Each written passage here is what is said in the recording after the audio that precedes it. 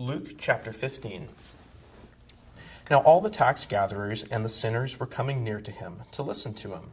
And both the Pharisees and the scribes began to grumble, saying, "This man receives sinners and eats with them."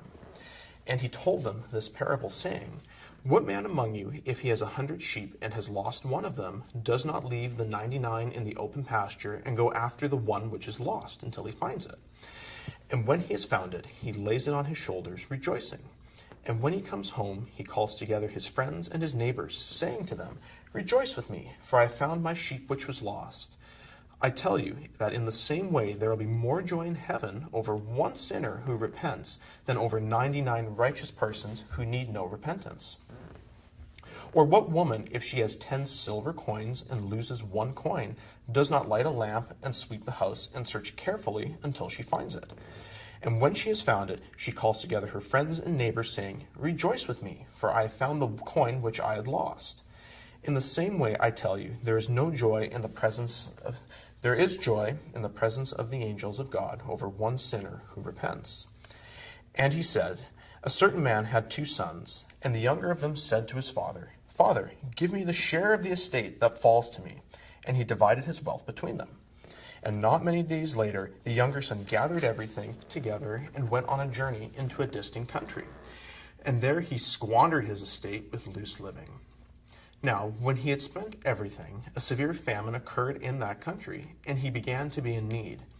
And he went and attached himself to one of the citizens of that country, and he sent him into his fields to feed swine. And he was longing to fill his stomach with the pods that the swine were eating, and no one was giving anything to him.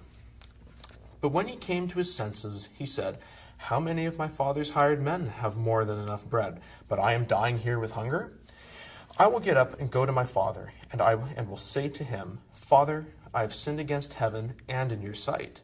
I am no longer worthy to be called your son. Make me as one of your hired men.' And he got up and came to his father. But while he was still a long way off, his father saw him and felt compassion for him, and ran and embraced him and kissed him. And the son said to him, 'Father, I have sinned against heaven and in your sight. I am no longer worthy to be called your son.' But the father said to his slaves, 'Quickly, bring out the best robe and put it on him, and put a ring on his hand and sandals on his feet, and bring the fattened calf.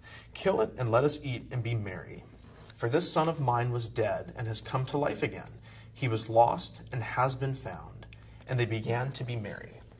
Now his older son was in the field, and when he came and approached the house, he heard music and dancing. And he summoned one of the servants and began inquiring what these things might be.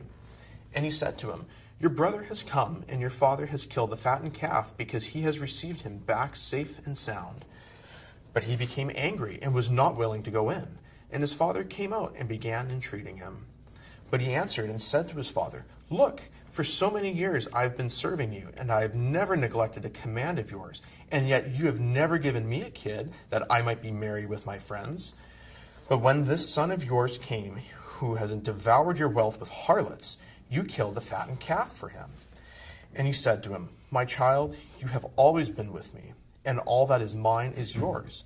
But we had to be merry and rejoice, for this brother of yours was dead and has begun to live, and was lost and has been found.'